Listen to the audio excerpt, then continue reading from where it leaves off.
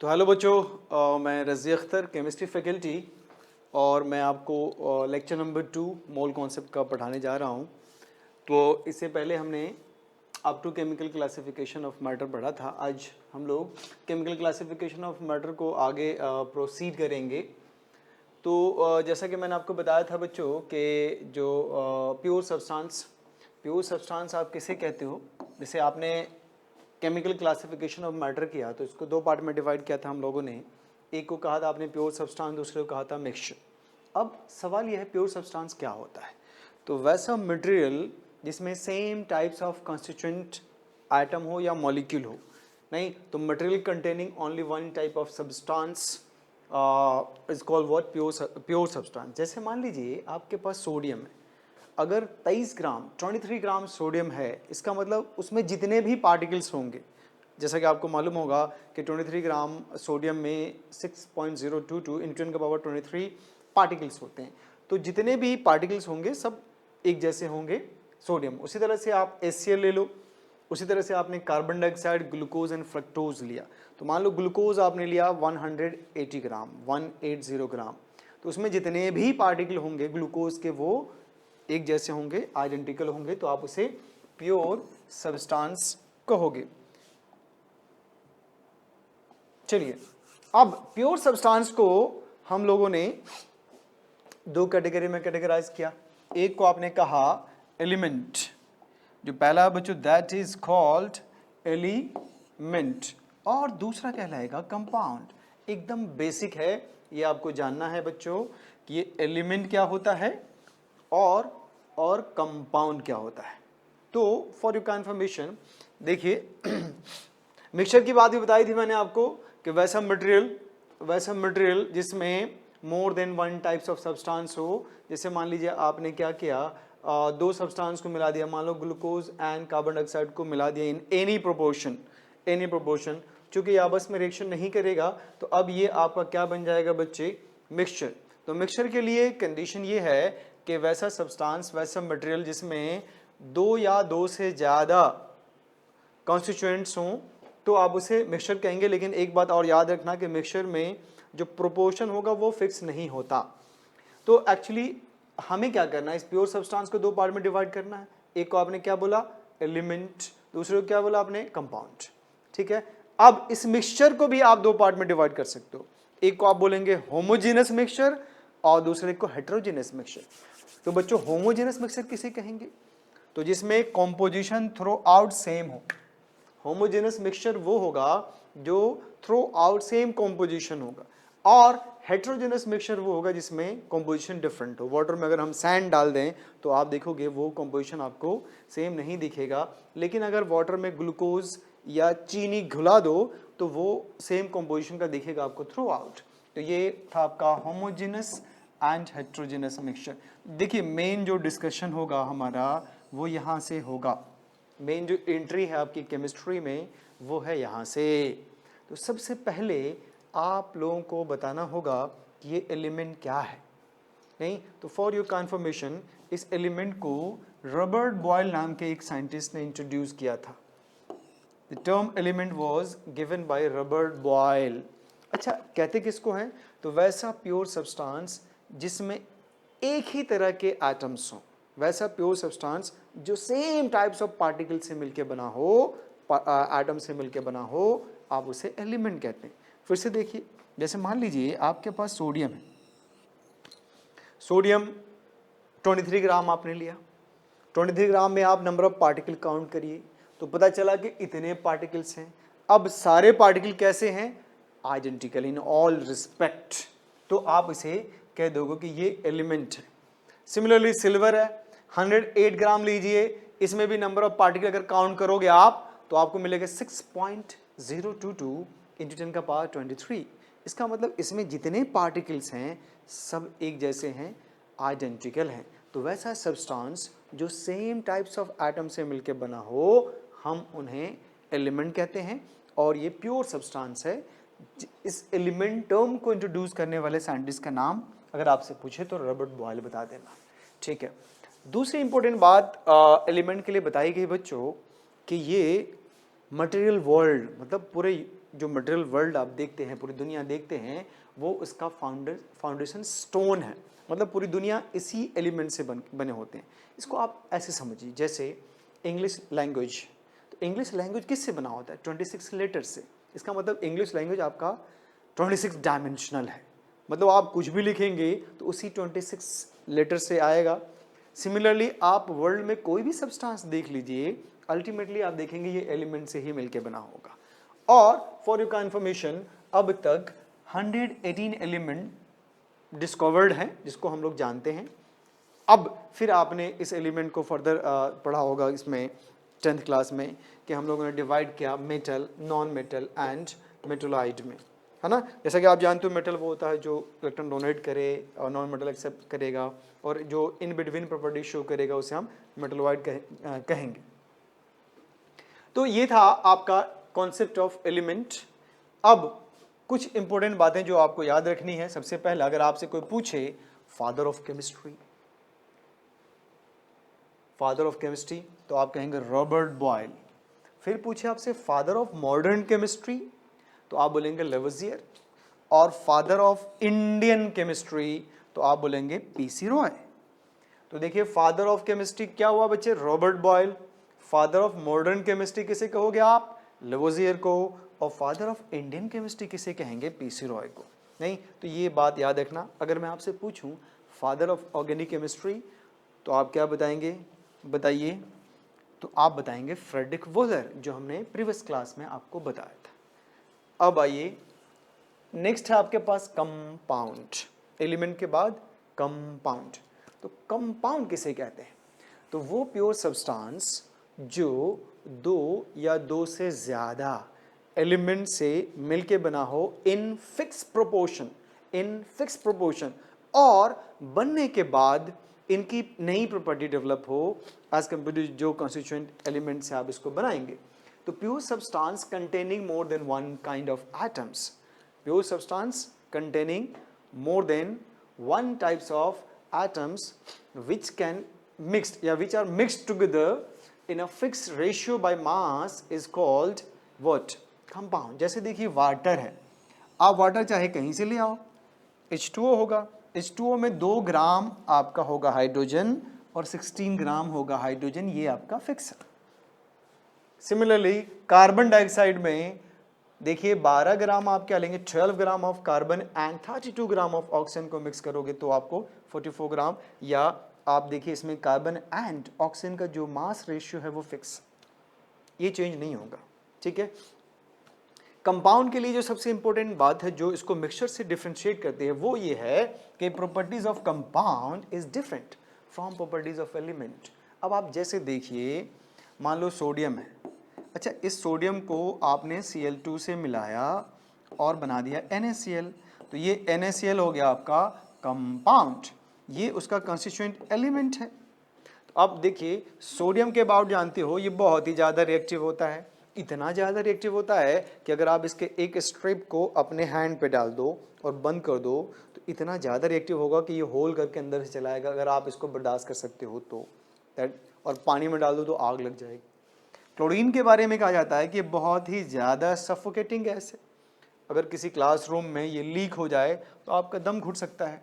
नहीं, और जब ये दोनों आपस में रिएक्शन करता है फिक्स प्रोपोर्शन ऑफ मास में तो ये NaCl बनता है जिसको आप कंपाउंड कहते हो। और इस NaCl की प्रॉपर्टी इन दो एलिमेंट की प्रॉपर्टी से बिल्कुल मुख्तलिफ है, बिल्कुल डिफरेंट है, क्योंकि ये टेबल सॉल्ट आप खाते हैं इसको। अगर इसमें Na और Cl अपनी प्रॉपर्टी रिटेन रखता तो फिर आप इसको नहीं खा पाते, नहीं पता चला खाते तो ये स्टमक से होल करते हुए बाहर आ जाता। ठीक है। तो मैंने आपको बताया बच्चे, ये नोट में हमारे पास इंपॉर्टेंट पॉइंट है कि properties of compound is different from properties of element. तो ये था आपका कंपाउंड। आगे चलते हैं, देखते हैं बच्चों what do mean by atom. Next important term जो बेसिक है, फंडामेंटल है, ABC ऑफ केमिस्ट्री है, उसमें आपको बताना एटम। ये एटम क्या होता है? तो देखिए जैसे मान लो आप, तो मैंने कहा कि एक सोडियम ले लो या गोल्ड ले लो या एल्युमिनियम ले लो, जो आप लेंगे उसमें बहुत सारे पार्टिकल्स होंगे, तो उस सब्सटेंस का जो स्मॉलेस्ट पार्टिकल होगा आप उसे एटम कहेंगे। तो smallest particle of an element that retain chemical property of that element. नहीं, smallest particle of an element जो रिटेन करे उनकी केमिकल प्रॉपर्टीज को, ऐसा नहीं उसको हम इलेक्ट्रॉन प्रोटॉन न्यूट्रॉन में तोड़ दें, नहीं, तो आप उसे कहते हो एटम।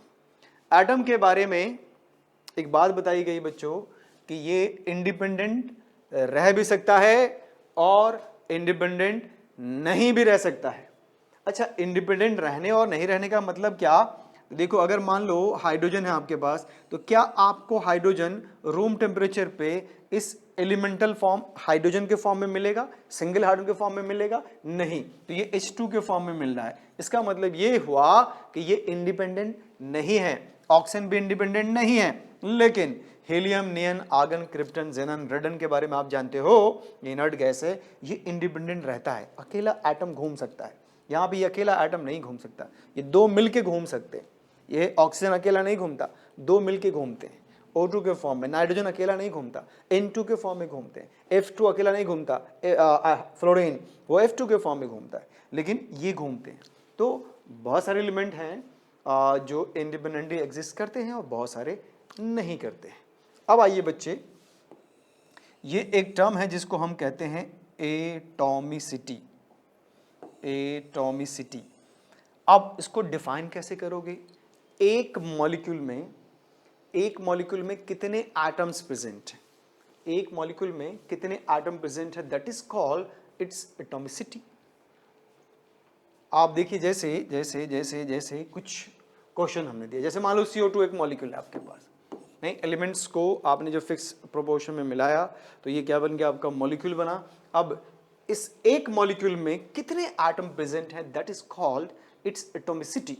तो आप जरा ध्यान से देखो बच्चे, CO2 में एक कार्बन है और ऑक्सीजन है 2, क्योंकि आप एटम की बात कर रहे हो, एटॉमिसिटी की बात कर रहे हो, तो एटॉमिसिटी ऑफ CO2 क्या आ जाएगा 3। एटॉमिसिटी ऑफ CO2 क्या आ जाएगा 3। सिमिलरली इन अमोनिया नाइट्रोजन 1 है और हाइड्रोजन कितने हैं बच्चे 3, तो टोटल कितने हो गए 4। तो अगर आपसे पूछे एटॉमिसिटी ऑफ अमोनिया, तो your answer will be what? Your answer will be 4। अब आइए H2SO4 जिसको आप सल्फ्यूरिक एसिड कहते हो, तो बताइए बच्चों, सल्फ्यूरिक एसिड में टोटल कितने एटम्स प्रेजेंट हैं? तो 2 हाइड्रोजन है, 1 सल्फर है, तो कितने हो गए 3 और 4 आपके पास क्या ऑक्सीजन, तो टोटल कितने हो गए बच्चे 7।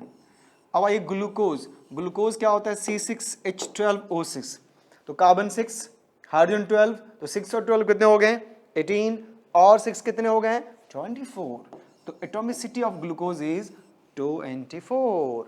व्हाट अबाउट दिस सुक्रोज, इसको हम लोग कहते हैं सुक्रोज। आप देखिए कार्बन कितने हैं 12, हाइड्रोजन कितने हैं 22, ऑक्सीजन कितने हैं 11, आप इसको ऐड करिए तो कितने मिलेंगे आपको 45। अगर आपसे पूछा जाए atomicity of sucrose what will be your answer, आप कहेंगे 45। आइए नेक्स्ट आपके पास एक कंपाउंड है, कोऑर्डिनेशन कंपाउंड इसको कहते हैं हम लोग, K4FeCN6। अगर आपसे इनकी एटॉमिसिटी पूछी जाए तो क्या बताएंगे बच्चों? पोटासियम आपके पास कितने हैं 4, आयरन कितने हैं आपके पास 1, 4 + 1 कितना हो गया 5, कार्बन कितने हैं 6, 5 + 6 कितने हो गए 11, और नाइट्रोजन भी आपके पास 6 है, तो 11 + 6 कितना हो गया 17। तो atomicity of this compound is 17। Next one 7 पर देखो C6H6, इसको आप बेंजीन कहते हो, इसकी एटॉमिसिटी 6 + 6 दैट इज 12। देखो सिंपल है। फिर आइए कैल्शियम कार्बोनेट, तो कैल्शियम 1 हो गया, कार्बन 1 हो गया, तो 2, ऑक्सीजन कितने हो गए 3, तो 2 3 कितने 5, getting. What about aluminium sulphate, aluminium कितने हैं बच्चे 2, सल्फर कितने हैं 3, 2 3 कितने हो गए बताइए एल्युमिनियम कितने 2, सल्फर कितने 3, तो 2 और 3 कितने हो गए 5, लेकिन ऑक्सीजन कितने हैं, इसके अंदर ऑक्सीजन 4 है और ऊपर से आपने 3 से मल्टीप्लाई कर रखा है, तो 12, तो 12 ऑक्सीजन 2 एल्युमिनियम, 12 और 2 कितना हो गया 14, और एक सल्फर भी तो है दैट इज 15। तो एटॉमिसिटी ऑफ एल्युमिनियम सल्फेट आ गया 15। ये देखो एक बहुत ही फेमस कंपाउंड है फेरीफेरोसाइनाइड, इसको कहते हैं फेरीफेरोसाइनाइड, ये प्रोशियन ब्लू कलर का एक सब्सटेंस है। इसका अगर आपसे पूछा जाए कि बताओ बच्चों एटॉमिसिटी, तो आयरन जो बाहर है वो कितना है, 4 है, और आयरन जो अंदर है वो कितना है, देखो ब्रैकेट से 3 है, और जो कार्बन कितना है 6, और ऊपर 3 से मल्टीप्लाई है भाई, तो 6 3 18, नाइट्रोजन कितने हैं 6 और फिर 3 से मल्टीप्लाई है तो 18, तो आप नहीं जानते 18 टू या 36, और 36 और 3 कितने हो गए बच्चे 39, और 4 कितने हो गए 43, तो आपके पास आंसर क्या आ गया 43। तो आई होप आपको एटॉमिसिटी समझ में आ गया कि एक मॉलिक्यूल में टोटल कितने एटम्स प्रेजेंट होंगे, वो उनकी एटॉमिसिटी कहलाएगी। ठीक है, अब आगे चलते हैं हम लोग, जो कि बहुत ही इंपॉर्टेंट माना जाता है बच्चों, ये है लॉ ऑफ केमिकल कॉम्बिनेशंस, कि जब आप रिएक्शन कराते हो तो रिएक्शन कैसे प्रोसीड होता है। उस टाइम बहुत ज़्यादा केमिस्ट्री डेवलप नहीं किया था, जिस टाइम ये लॉज आए, तो इसको हमें डिटेल पढ़ना है, मुश्किल नहीं है। तो देखिए लॉ ऑफ केमिकल कॉम्बिनेशन में आपको सबसे पहला जो लॉ पढ़ना है ये है law of conservation of mass. Law of conservation of mass, आपसे पहला सवाल पूछा जाएगा कि इस लॉ को किसने इंट्रोड्यूस किया, तो your answer will be Lavoisier. ठीक है, और क्या है इस लॉ का स्टेटमेंट, इस लॉ में क्या कहा गया, तो कहा गया कि जब आप केमिकल रिएक्शन कराते हो तो जो जितना मास आप, जितना अमाउंट आप रिएक्टेंट का लोगे, उतना ही अमाउंट प्रोडक्ट का बनेगा। क्या मतलब इसका, इसका मतलब ये है कि matters can neither be created not be destroyed. आप मैटर को ना ही क्रिएट कर सकते हो ना ही डिस्ट्रॉय कर सकते हो, एक स्टेटमेंट ये हुआ। या फिर कह सकते हो आप, in a chemical reactions total mass of reactants is equal to total mass of product. तो मैंने आपको बताया कि जितना अमाउंट रिएक्टेंट का आप लेकर रिएक्शन कराएंगे, अगर वो पूरी तरह से रिएक्शन कर गया तो उतना ही अमाउंट प्रोडक्ट बनेगा। मतलब उसमें ऐसा नहीं कि कुछ कहीं और चला गया या किसी चीज़ और में कन्वर्ट हुआ, नहीं, तो मास आपका कंजर्व होगा। तो ये कह रहा है law of conservation of mass. इसको जरा आप एक सिंपल इक्वेशन से देखिए बच्चों, जैसे आपके पास है कैल्शियम, इसका रिएक्शन कराया क्लोरीन से, क्या बना कैल्शियम क्लोराइड। ये आपके पास है कैल्शियम, ये क्लोरीन है, रिएक्शन करा के आपने कैल्शियम क्लोराइड बनाया। हमने 40 ग्राम कैल्शियम लिया और 71 ग्राम लिया क्लोरीन, रिएक्शन कराया। अब रिएक्शन के बाद ये बच गया हमारा 0 ग्राम, तो अब ये दोनों मास गया कहाँ, तो ये बना दिया कैल्शियम क्लोराइड, और 40 + 71 that is 111, 111 gram of calcium chloride produce हुआ। तो जितना आपने रिएक्टेंट लिया था उतना ही आपको प्रोडक्ट मिला। ठीक है, अब इस पे कुछ, इस लॉ पे ऑब्जेक्शन आया। ऑब्जेक्शन ये आया, एक्सपेरिमेंटली देखो एक बात देखी गई कि अगर 9 × 10⁻⁷ kg किलो जूल, सॉरी ये किलो जूल है बच्चों, 9 × 10⁻⁷ किलो जूल एनर्जी प्रोड्यूस होता है किसी रिएक्शन में।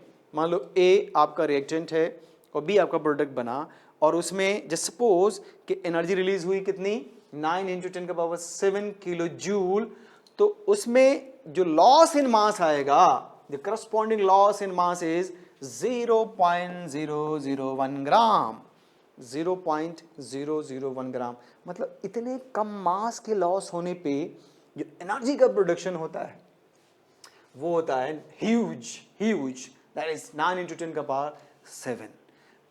इसका मतलब ये हुआ कि ये जो चेंज इन मास है वो नेग्लिजिबल है, इसीलिए हम ऑर्डिनरी रिएक्शंस में इसको आप डिटेक्ट नहीं करते और आप कह देते हो कि जो रिएक्टेंट का मास है वही प्रोडक्ट का मास होगा। नहीं, तो no measurable change during chemical reaction, नहीं, क्योंकि इतनी ज़्यादा अमाउंट ऑफ एनर्जी के कॉरस्पॉन्डिंग जो लॉस ऑफ मास हो रहा है बहुत मामूली हो रहा है बच्चों। अब आइए, अगर मान लो कोई न्यूक्लियर रिएक्शन कराते हैं आप, तो न्यूक्लियर रिएक्शन में तो बहुत huge amount of energy release होती है, तो उसके कॉरस्पॉन्डिंग मास भी ज़्यादा कंज्यूम होगा, तो फिर आप उसको नेग्लेक्ट नहीं कर सकते। इसका मतलब ये साफ आया, ये आप जानते हैं, E = mc²। तो एनर्जी को मास में और मास को एनर्जी में इंटर कन्वर्ट किया जा सकता है।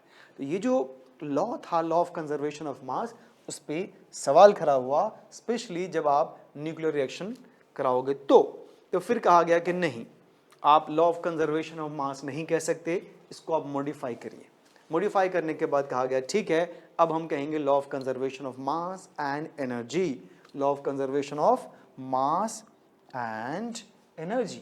देखिए अब का इसका स्टेटमेंट क्या होना चाहिए बच्चों, तो कहा कि मास एंड एनर्जी आपस में इंटरकन्वर्टेबल है, मास को एनर्जी में, एनर्जी को मास में आप कन्वर्ट कर सकते हो बच्चों, नहीं तो बट जो टोटल मास और एनर्जी होगा सिस्टम का दैट विल रिमेन कांस्टेंट। नहीं, टोटल मास और एनर्जी के सम को आप चेंज नहीं कर सकते, इनको आपस में इंटर कन्वर्ट कर सकते हो। तो ये आया statement of law of conservation of mass का। अब आइए इस पे बेस्ड एक मामूली सा क्वेश्चन है आपके लिए न्यूमेरिकल फॉर्म में कि अगर आपने 20 ग्राम सोडियम बाइकार्बोनेट लिया और उसको हीट किया, तो देखिए आपने 20 ग्राम सोडियम बाइकार्बोनेट को हीट किया, तो हीट करने पे जो प्रोडक्ट मिलता है that is sodium carbonate, water and carbon dioxide, ये 3 प्रोडक्ट्स मिलते हैं।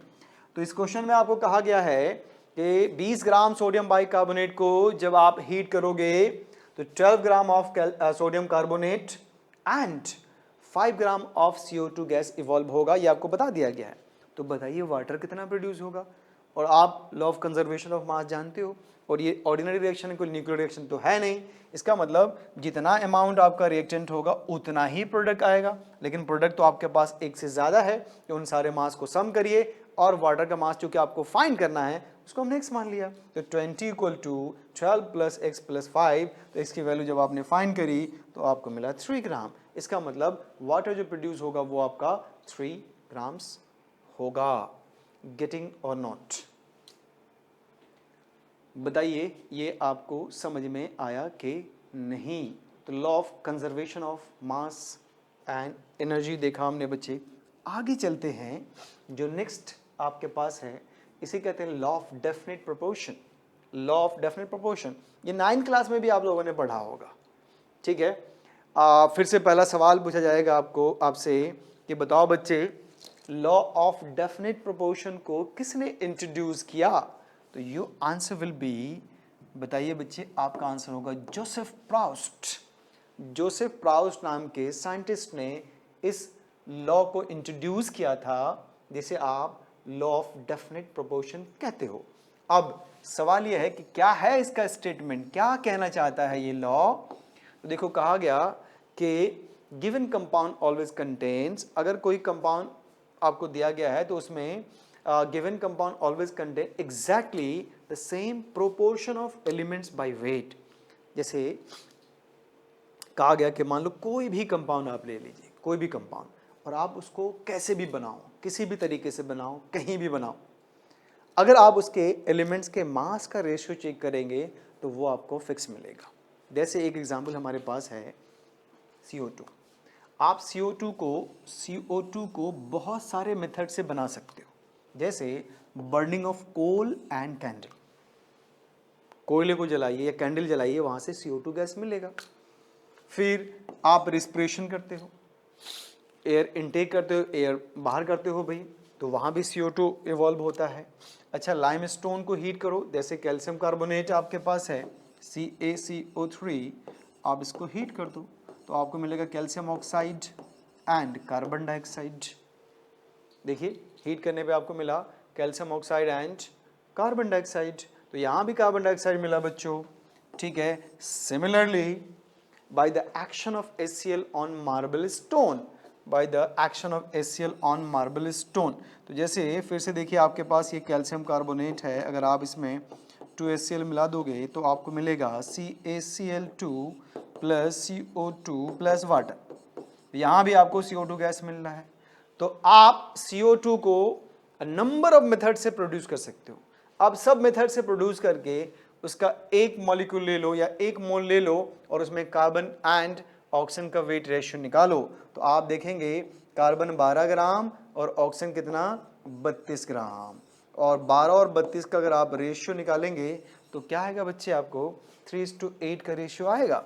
नहीं तो इस लॉ के अकॉर्डिंग अगर आपके पास कोई भी कंपाउंड है, कोई भी मॉलिक्यूल है, उसमें आप चेक करें तो जो उनके कॉन्स्टिट्यूएंट एलिमेंट्स हैं उनका वेट रेशियो आपको फिक्स्ड मिलेगा।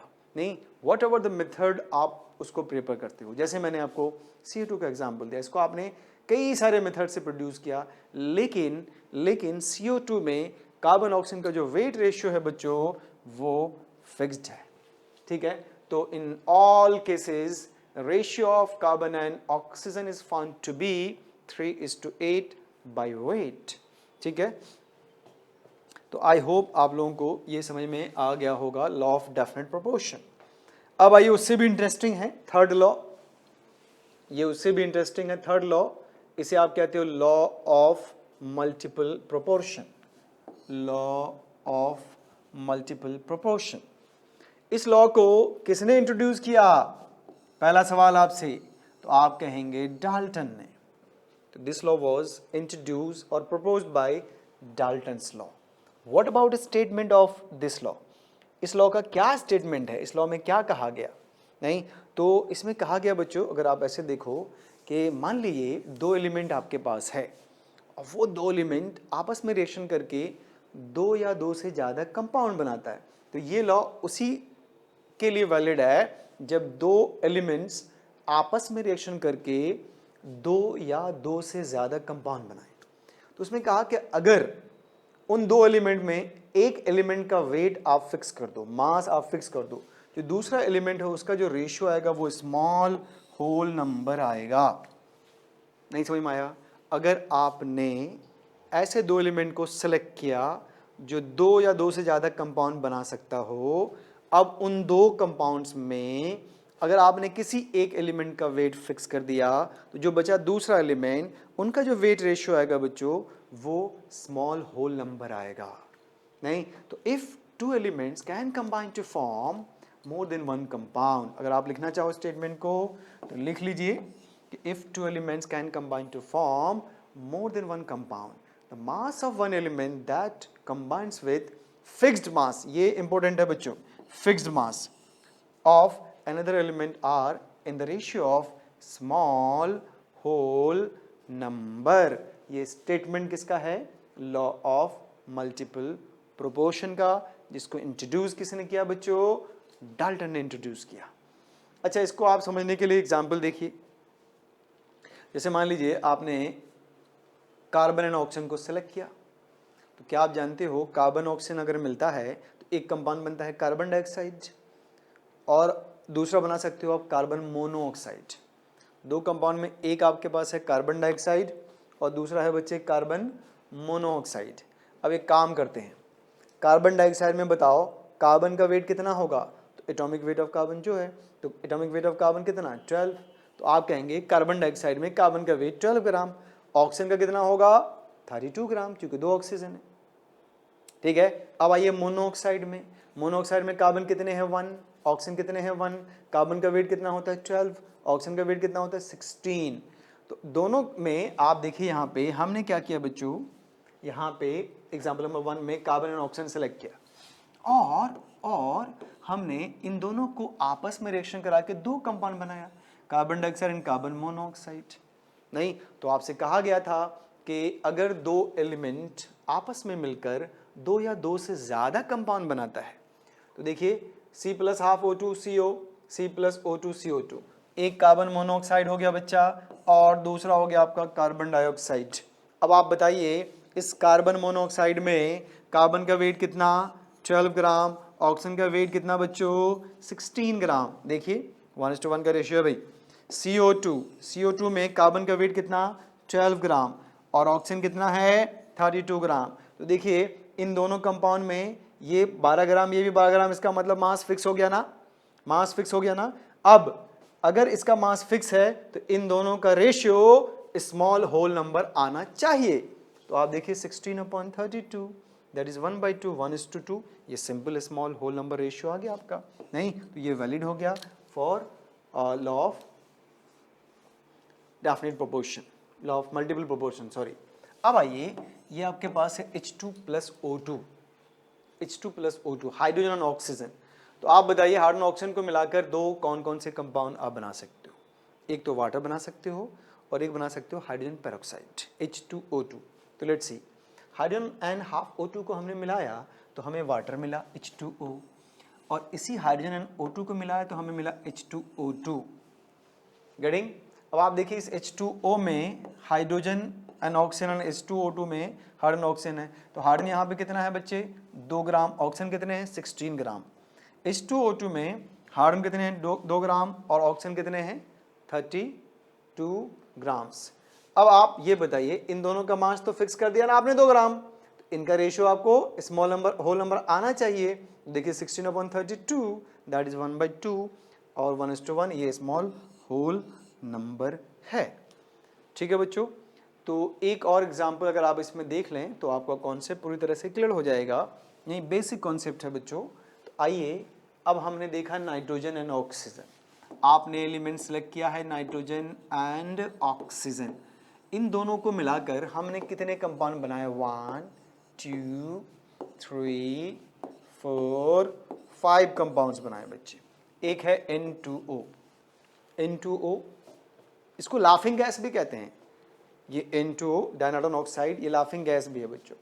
दूसरा आपके पास है NO, N2O3, N2O4, N2O5।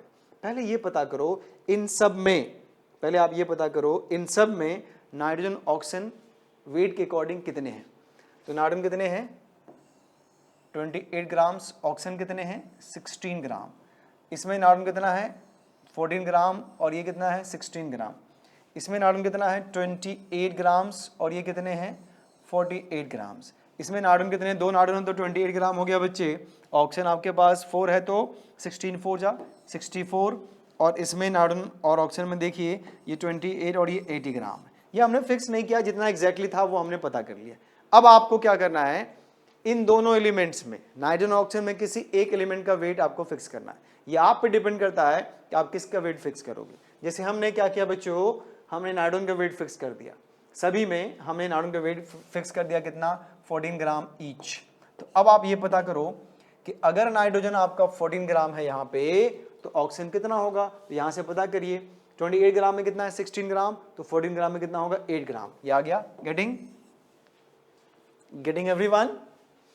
28 ग्राम के लिए अगर आप 16 ग्राम यूज कर रहे हो तो 14 ग्राम के लिए कितना करोगे 8 ग्राम, ऑब्वियस सी बात है। अब आइए 14 ग्राम ऑलरेडी 14 ग्राम है तो 16 ग्राम आ गया, यहाँ फिर 28 के लिए 48 है तो 14 के लिए कितना आ जाएगा बच्चे 24, 28 के लिए कितना है 64 तो 14 के लिए कितना आ जाएगा 32 ग्राम, अगेन 28 ग्राम के लिए 80 ग्राम है तो 14 के लिए कितना आएगा 40 ग्राम।